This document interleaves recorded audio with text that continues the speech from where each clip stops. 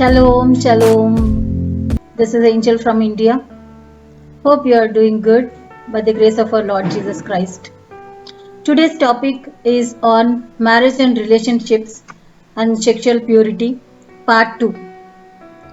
Before watching part 2, you please watch part 1. Early morning at 2 a.m., my heart was filled with this topic, so I turned on my mobile torch and I started writing in my book. And then later I slept. I felt like I did miss some of the topics in my previous video. So I thought of making part 2. So I can make a big video because my laptop doesn't support, so I'm just making it as part 2. Even in this video, I'll have to use some words which I really don't want to use it with my mouth, but to explain some things, I'm just forcing myself so that I can give a better explanation. So please don't take me wrong. Okay, so I have almost 4,000 plus African friends on my Facebook Messenger. I did chatting with lot of them. Since here I've been chatting with them, say hi and what's happening there, and we keep talking and we share some things. Many are unable to watch my videos because of the internet data bundle. It's very expensive there in Africa. So I pray that God to provide free Wi-Fi in your land. These days everybody are on YouTube, right? Like everybody are online. But people are unable to reach the other world because of the internet issues. So without wasting much time, I'll jump into the topic. God put burden on my heart to teach some of my friends because I have observed many things closely there. Every country has different cultures, like Indian culture, African culture and American culture, right? But everybody should adapt to the one culture, that is God's culture. Everybody should come onto the same platform, only one platform, that is scriptures. We should not go by cultures, but you should go by scriptures. What Bible says about this topic, and we are doing it now. No culture should affect the scriptures, but scriptures should affect our culture. I'm not saying that I know all, but everybody is gifted with something, right? Like God reveals some things to me and God reveals some things to you. It's like I may be good in sharing some things and you may be good in sharing some things, right? So marriage is honorable in all and bed is undefiled. In how many things? In all things. So God has kept this marriage institution for our own benefit. A couple can be like friends, sharing the things, sharing the responsibilities, sharing the happy and joyful and sad situations, sharing bed and enjoy, sharing the responsibilities. Produce children who can bring smile on our faces. God wants us to multiply, fruitful, subdue, replenish the earth, and will have dominion. This is what God wants us to do. He blessed and He gave this to us. So how we are going to fulfill these blessings? By producing children. Do you know that vasectomy is out of God's plan? Modern world has made it as like small family is a happy family. Let me shock you now.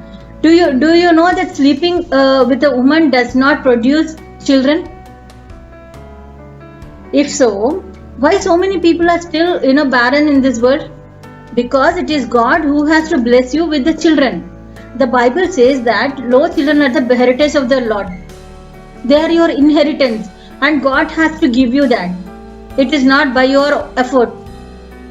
Do you think Sarah slept with Abraham and produced Isaac? So that's why God gave children at the old age. So it is God who has given Isaac to her. No science is involved. You can see Jesus through science. It's beyond.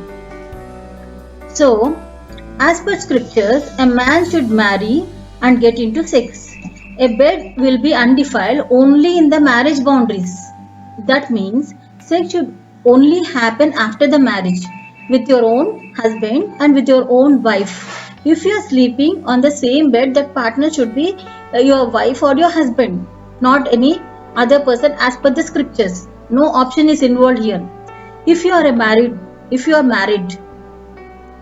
and you are sleeping around with some other woman and some other man, then God calls it as adultery. If you are unmarried and you are dating, so don't involve in sex. Date with a woman or a man to know at a distance, not to the extreme. Otherwise, God will calls it as fornication. You can do a good thing in a wrong way, and it becomes a bad thing. I'm not saying that sex is dirty or sex is gross or sex is disgusting. Sex is a good thing and you should teach in the church. But passion is pure. However, the passion needs parameters. If it is to serve the correct purpose. And so lot of us are in a problem because we have a good passion but no parameters. So rather than building the purpose, it is destroying the purpose.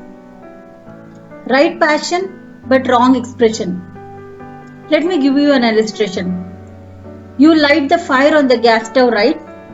But if you light the fire in the whole house which is filled with the gas, it will burn into the ashes. So you need passion within the marriage confinement, not outside. There is nothing wrong with the fire or the passion or the desire, but that should be within the parameters and that should be able to contain. It's a good thing, but in a bad place. Before you build a fire, you need somewhere to put it. The only human relationship that can sustain this force of passion is the covenant relationship, and that's called marriage. Let me repeat this. The only human relationship that can sustain this force of passion is the covenant relationship, and that's called marriage. If it goes out, it's gonna destroy the thing that God gave you as a gift. So find the right place to build the fire, to build the passion. People are getting into the infatuation, which is not the true love. In Latin, the meaning of infatuation is like false fire. It looks like a fire, but it never empowers anybody. Building the fire in the wrong place is gonna burn you. So what am I saying is, I say this not to condemn you or bring all your mistakes up before you. There are some people under the sound of my voice might be building the fire in the bad places.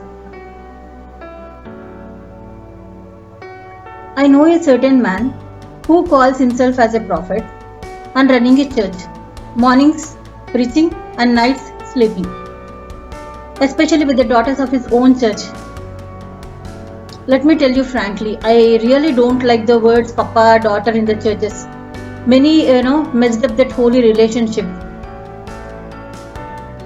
You call daughter in the church, and you will mess with the same person in the night. Papa, daughter. Do you know this verse from the Bible? I'll read it for you. Matthew 23:9.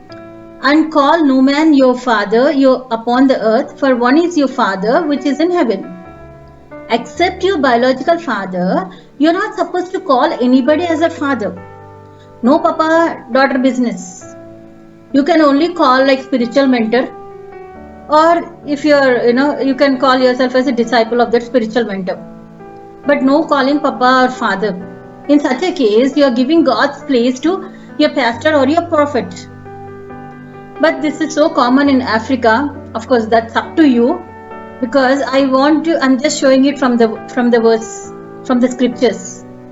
That's why I'm saying, don't go by cultures, but go by scriptures. Do you know that your body is the temple of the Holy Ghost? Once you accept Jesus Christ as your Savior, the Holy Spirit comes and dwells in your body. You will not have right on your body. Relationship between with God and you is like bridegroom and bride, husband and wife. Do you know this verse in Bible? For the Maker is thine husband, the Lord of hosts is his name, and the Redeemer, the Holy One of Israel, the God of the whole earth, shall he be called, as per Isaiah 54:5. This verse says that the God who created you is your husband. My Maker is my husband. So I'm married, right? And I'm not alone. That's why God always says that I will not forsake you.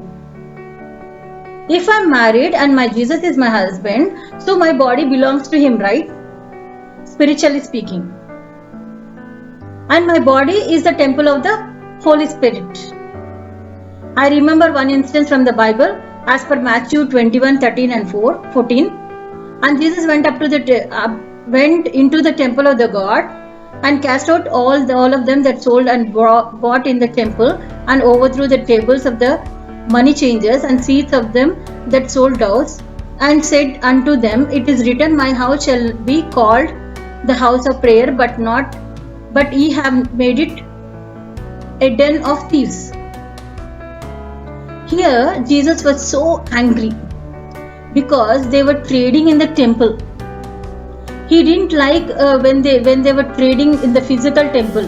Then how will he keep quiet when we are trading with the temple of the Holy Ghost, which is our body?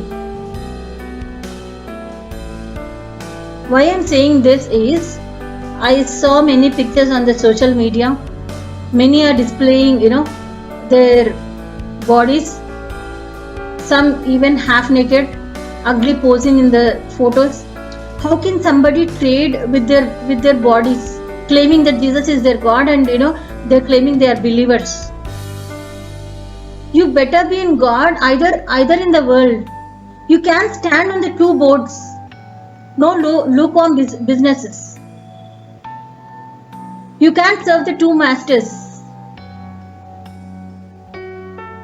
Here I'm not talking about the unbelievers. Believers and people who are in the ministry serving the God in the churches. Whole week they'll be doing all such nonsense, and on Sunday they come in white dresses, stand in the choir and they sing, and they help in the ushering. Even to the church they come as like half naked, not proper dressing. Do you want the men to worship you or God? Paul writes in his epistles that women should dress moderate and with decency. See, don't take me wrong, I'm not against to the modern dressing. I love fashion, but I don't go to such an extent of exposing the body. I really love fashion, but you do fashion by covering your body, not by exposing the body. There is a limit, because there are private parts and public parts which you need to know the difference and dress accordingly. When somebody sees you, they should say like she's beautiful instead of saying like she's sexy. This is what the Bible says, and it should be followed by all cultures of the world. That's why most of the marriages are breaking due to this reason, ending up in sickness like HIV and other skin diseases. On the top, greatest sin happening is abortions. According to WHO, every year in the world there are estimated 40 to 15 million abortions happening. This corresponds to approximately 1,25,000 abortions per day. By the way, it's recorded in the hospitals. But what about the abortions happening within the four walls, which are not recorded? You know what? You're trading your pleasure with death. I'll read one verse for you. As for 1 Corinthians 7:4, the wife hath not power of her own body, but the husband. And likewise, also the husband hath not power of his own body, but the wife. In spiritual sense, if we see God as a husband, both male and female comes under female, the wife, the bride. That's the relationship. If you see the God as a father, then both son and daughter represents as the son in the relationships. As per this verse, both men and women doesn't have any right on your bodies and to spoil it and to misuse it, because your bodies belongs to God.